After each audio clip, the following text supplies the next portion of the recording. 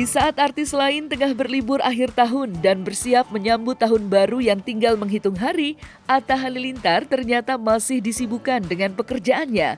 Meski begitu, Atta dan Aurel mempunyai rencana tersendiri. Pasangan muda itu berencana berlibur ke Korea Selatan. Rupanya liburan tersebut sekaligus menjadi hadiah bagi Aurel yang sudah dijanjikan Atta sejak lama. Saat disinggung keinginannya berlibur ke Korea, Atta menjelaskan jika berlibur ke Korea merupakan keinginan sang istri. Dan Atta hanya mengikutinya saja. Namun yang menarik bagaimana dengan kedua anaknya yang masih balita? Akankah Atta dan Aurel memboyong anggota keluarga lainnya? Hadiah buat ibunya juga, ibu anak-anak, karena emang dari hamil yang ini udah janji pengen ada baby moon tapi nggak jadi gitu. Jadi akhirnya sekarang baby moonnya setelah anaknya lahir. Karena nggak tahu ya, dia suka banget Blackpink sama BTS. Jadi mungkin dia mau pengen ke toko-toko Blackpink gitu-gitu. Persiapan dia, makanya dia banyakkan di hotel aja, di villa. Makanya kita cari tempat yang bisa rame-rame di dalamnya gitu. Ya itulah namanya berumah tangga, kan kita mau bikin sesuatu. Yang penting anak, istri anak semua bahagia gitu. 2024 semoga saya bisa jadi pribadi lebih baik, bisa jadi bapak yang lebih baik. Karena saya target 2024 gimana jadi bapak yang baik, terus kerjaan lancar, bisa semoga usaha-usahanya juga dilancarkan. Lepas dari rencana Atta dan Aurel yang akan berlibur ke Korea, ternyata Atta juga mempunyai ambisi lain di tahun 2024 nanti, yakni melanjutkan jenjang pendidikannya ke bangku kuliah. Ya, Atta Halilintar memutuskan mengambil paket C, dan keputusan ayah dua anak itu merupakan keputusan yang tepat, mengingat begitu pentingnya pendidikan.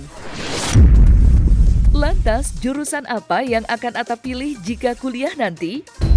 Kita kalau masih ada kesempatan belajar ya belajar, terus memang pengen ngambil ijazah biar belajar lagi gitu kan. Soalnya kan dulu emang ada keterbatasannya. Bagus apa sih Bang kemarin ambil Bang? Katanya paling bagus olahraga.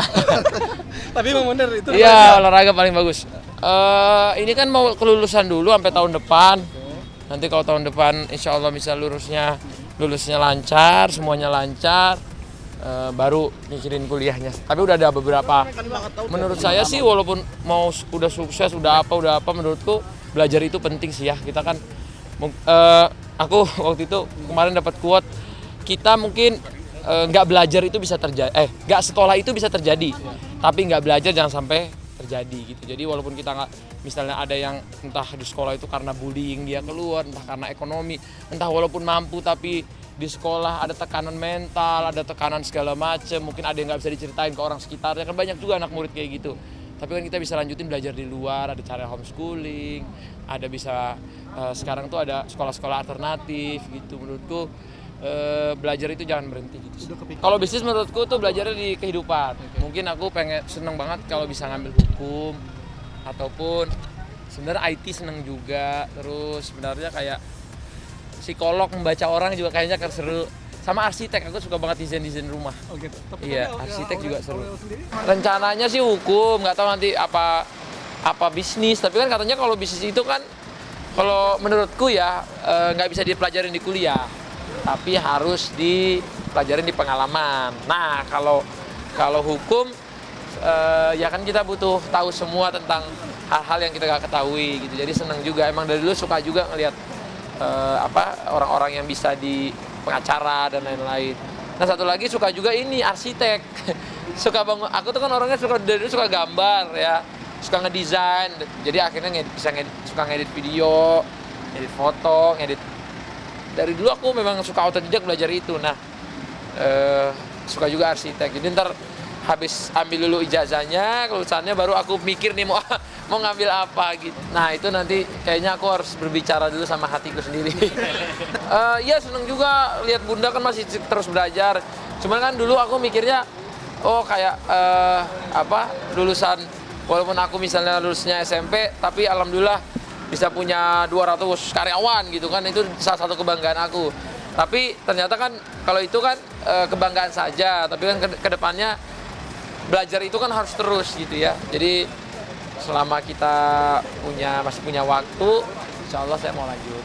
Ya biar jadi pelajaran juga buat anakku nanti. Kan aku pernah bilang ya waktu itu di podcastnya King Abdel ya. Kalau orang tuh banyak anak-anak bilang, wah nggak mau sekolah, bisa kok tuh Bang Atta sukses nggak sekolah. Ya saya kan pernah terus saya bilang, gini ya Dek, aku aja kalau punya anak, aku akan sekolahin setinggi-tingginya.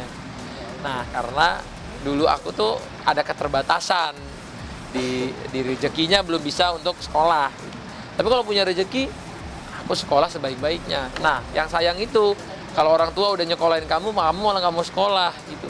Mestinya anak yang nggak sekolah aja bisa, gimana yang apalagi yang sekolah. Intinya supaya motivasi dari diri sendiri, kemauannya itu kalau ada insya Allah bisa kok gitu. Jadi aku tuh bilang aku nggak sekolah bisa kayak gitu supaya banyak kan anak di luar sana nggak bisa sekolah. Jadi walau nggak bisa sekolah tapi kamu bisa berhasil kok gitu. Tapi kalau untuk anak-anak yang udah di sekolah orang tuanya bersyukur dan kamu mestinya jauh bisa lebih baik. Aduh semoga bisa. Ya kan nggak mungkin semuanya dipelajarin juga. Jadi pilih salah satu dulu. Assalamualaikum.